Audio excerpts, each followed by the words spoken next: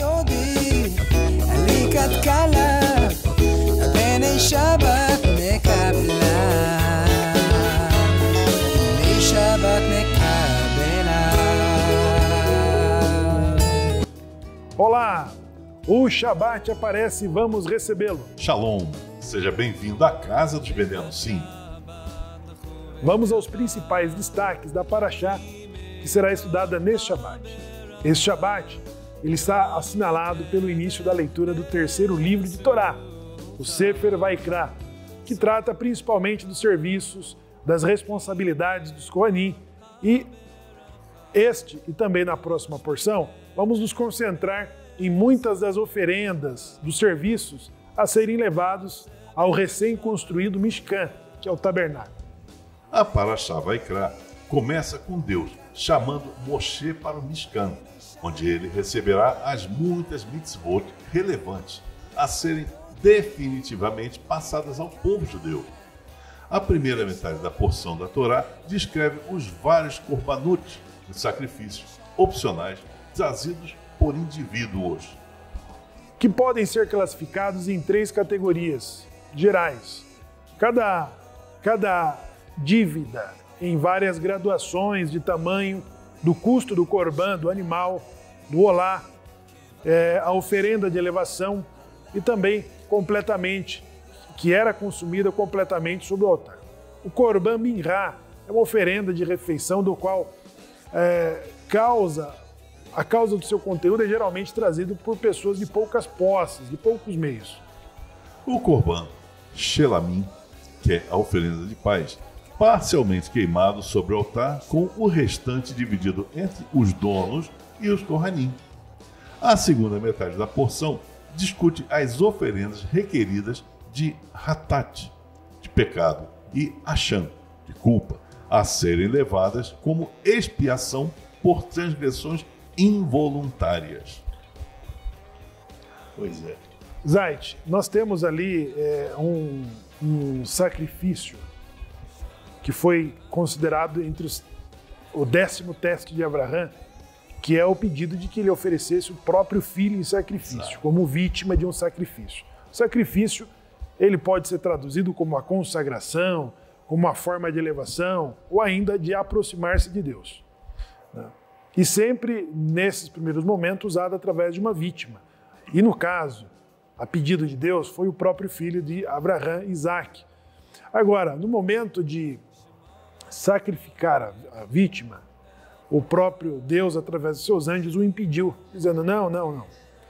E colocou ali uma outra vítima, um cordeiro, um carneiro, que foi sacrificado no lugar de Isaac. Então isso nos mostra que o formato de aproximação dos patriarcas nesse primeiro momento já era através de vítimas, e os animais traziam as mesmas características, né, da personalidade de mansidão, e também classificados entre os animais kasher, né, animais adequados para o consumo.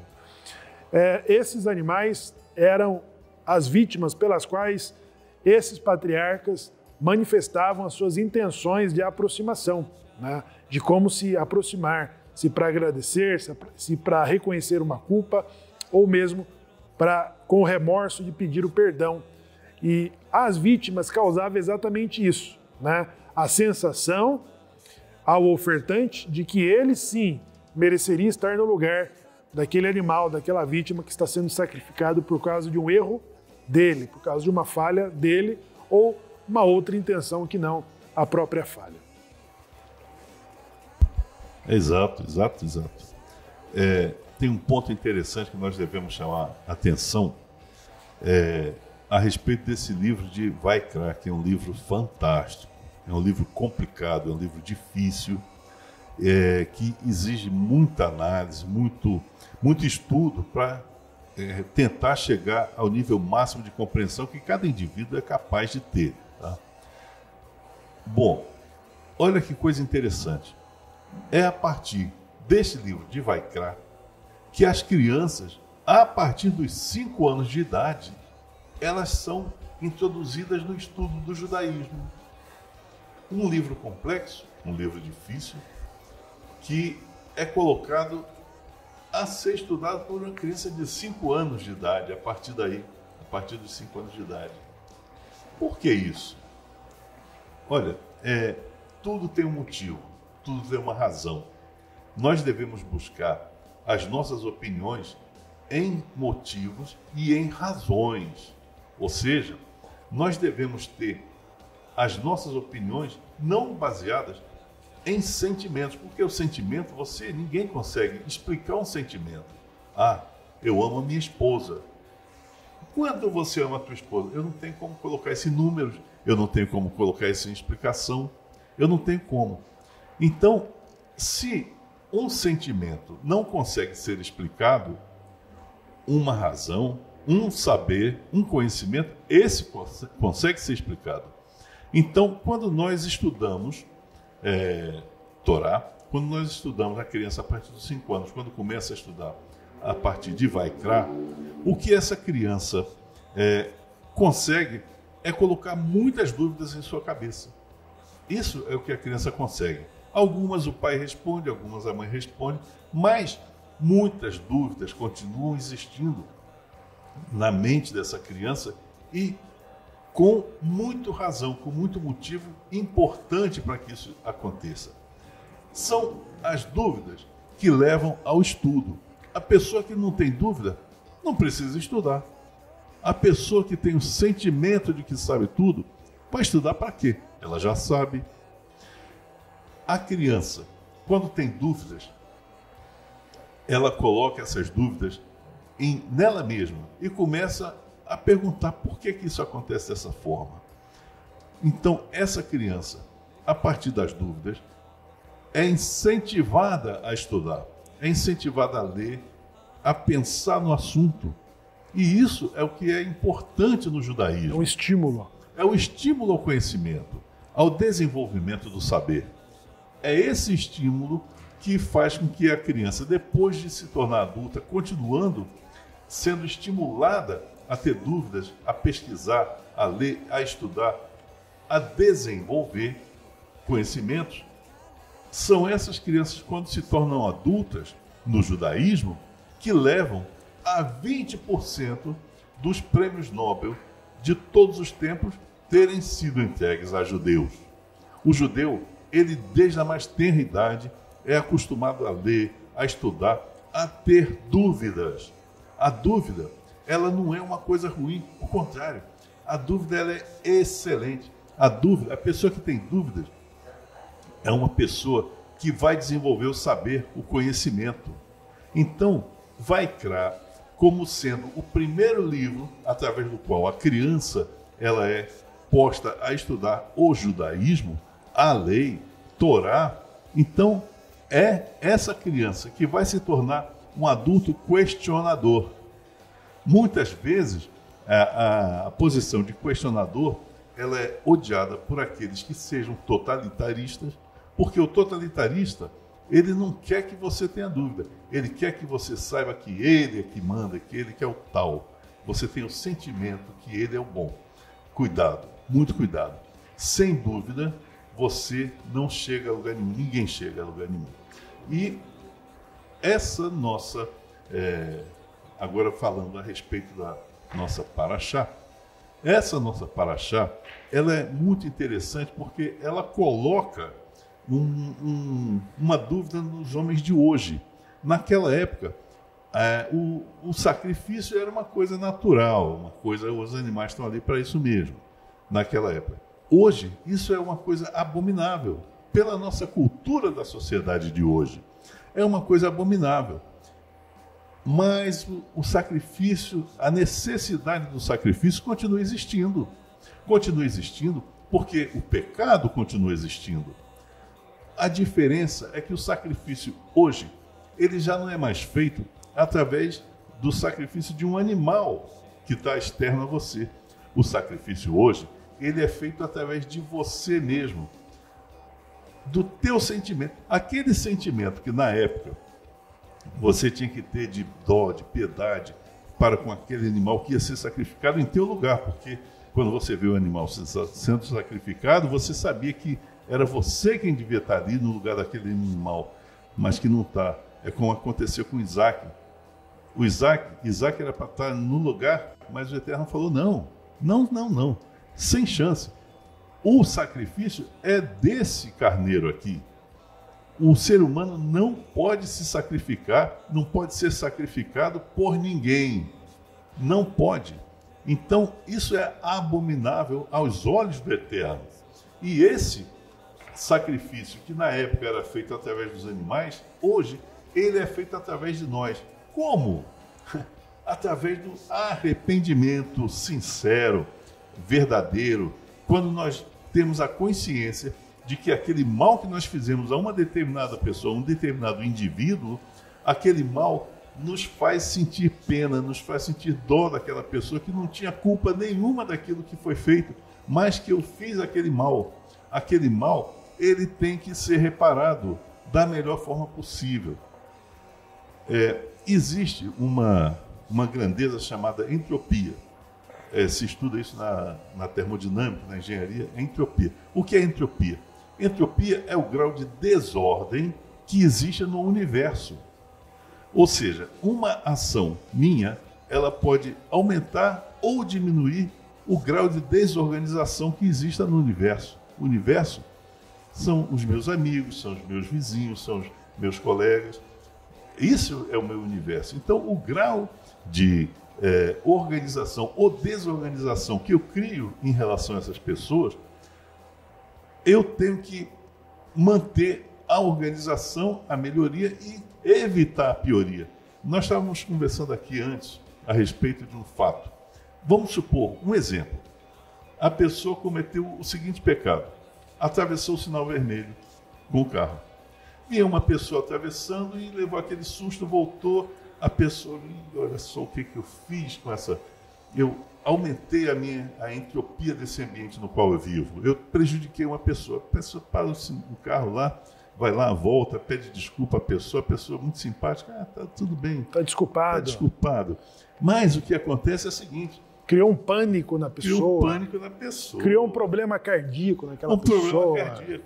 Você deixou aquela pessoa em depressão. Exato. Mesmo a pessoa te perdoando... Ela não tinha aquele mal antes daquela violação. Passou a ter. Entendeu? Uma desordem. Então, o pecado, quando nós cometemos o pecado e nos arrependemos e fazemos alguma coisa para reparar aquele pecado, tenha certeza que não é 100% do mal que você fez que vai ser reparado. Você vai reparar uma parte dele. E outra parte, ela é retida. Você cometeu aquele pecado. Então, Vaikra, ela, nessa nossa paraxá, ela fala a respeito dos reparos, ou seja, dos sacrifícios que nós temos que fazer. Mas esse sacrifício ele não reparou totalmente o mal que foi feito. Nós temos que ter consciência disso para que, sabendo o que vem a ser o pecado, nós possamos evitar que aquilo seja feito, para que o mal que nós venhamos a fazer não seja, não resulte em algum mal a alguém. Essa é a essência do pecado. É o mal que nós fazemos.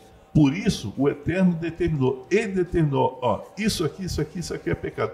Porque se ele não determina, se nós não tivermos essa referência, e se nós tivermos apenas a nossa própria referência, daqui a pouco a pessoa vai justificar. Eu matei fulano porque falou alto. Eu chutei a canela do cicrano porque ele é feio. Entendeu? A referência humana não é referência para nada. É a referência do Eterno, essa sim, que é referência para tudo que fazemos na nossa vida. E quais são essas referências? Essas referências, ela está de forma externa, né, faz parte da natureza para colocar o homem no eixo, né? Porque o Criador do universo criou todo o universo com as suas leis, com as suas restrições, com os seus limites e com as suas missões. Davi, ele é feliz no Salmo 19 ao observar que a precisão com que todas as coisas funcionam, elas obedecem às suas ordens sem que ninguém peça, sem que ninguém grite, e tudo acontece conforme foi determinado. Davi, ele diz o seguinte, que a lei do Senhor é perfeita, e ela dá ao simples sabedoria, enfim, ela transforma e ela eleva a vida do homem simples, porque ele passa a ter as referências de Deus, né? Ou seja, o que Davi está falando nesse salmo é que antes, no Gan Eden, o homem funcionava com a mesma precisão. Ele tinha as referências, os mandamentos proibitivos, positivos, ele tinha a consciência de Deus, ele tinha todas essas informações. E depois isso deixou de fazer parte da natureza humana, né? E a lei de Deus, a revelação da lei, que é o que dá forma ao pecado, no sentido da revelação, né? Entendeu? Por exemplo, nós temos 365 mandamentos proibitivos, do qual diz, não faça, né? Quando você viola uma lei, você cria essa desordem e você cria uma transgressão, e a transgressão é o pecado. Não é uma coisa, o pecado não é uma coisa genérica, o pecado é uma transgressão de uma violação que você fez, ou inconscientemente, ou desconhecidamente, por ignorância, ou por dolo, você decidiu em cometer aquela transgressão, né? Então, isso que classifica o pecado, isso que classifica a transgressão. Então, Davi diz assim, a lei do Senhor é perfeita, por quê? Ela corrige, ela coloca o homem de volta no eixo dessa precisão do qual ele passa a se parecer com Deus. Ou seja, tendo esta consciência, então nós temos os instintos e os sensores que indicam os momentos em que nós saímos do eixo. E por isso, estes sacrifícios, esses consertos, esses reparos, é o que nos coloca de volta, né, no eixo e nos permite caminharmos rumo à perfeição. Então, todas as intenções de cultos apresentadas no livro de Vaikra está o pecado, a culpa, o reconhecimento pela culpa, o reconhecimento pelo pecado e também o reconhecimento do pecado que você fez intencionalmente, sem querer. Então todos eles estão ali e para cada um desses tinham sacrifícios, os sacrifícios em que colocava o homem de volta na techuvá para ele continuar acertando. Então, nós precisamos entender, no decorrer do estudo de Vaikra, o Zait diz, o senso crítico que embute na criança aos 5 anos, ao ser iniciada nos estudos de Levíticos, nos estudos de Vaikra, cria na criança o estímulo de perguntar, de eliminar as dúvidas e coloca o judaísmo numa porcentagem muito alta de prêmios, dos prêmios Nobel, de que os judeus são proprietários de uma desproporção acima. Acima, né? 0,2% da população humana é de judeus. 0,2%, 0,1%, 0,2% por aí. E 20% são os prêmios estão Nobel. nas mãos deles. Olha o desequilíbrio. Estão nas mãos ao conhecimento. Então, é aquilo que diz, aonde há 2 judeus, há 3 opiniões, né, Zait? Exato. Este é o efeito. Eu tenho a minha opinião sobre o pecado, o Zait tem a opinião dele sobre o pecado, e a discussão das 2 opiniões vai gerar um terceiro parecer, um terceiro entendimento. O enriquecimento, olha aí. É assim que se discute e cresce. Então, pessoal, é desta forma em que o livro de Levítico vai regulamentar o serviço, de que não havia referência e de que as referências, na verdade, existentes, elas eram promíscuas, elas eram profanas. Então, nós estamos falando de um sacrifício de uma vítima, de um animal que morria inocentemente, mas os vizinhos israelenses, os vizinhos dos hebreus, eles faziam sacrifícios humanos, eles cometiam promiscuidades nesses sacrifícios que eles tinham para suas divindades, e eles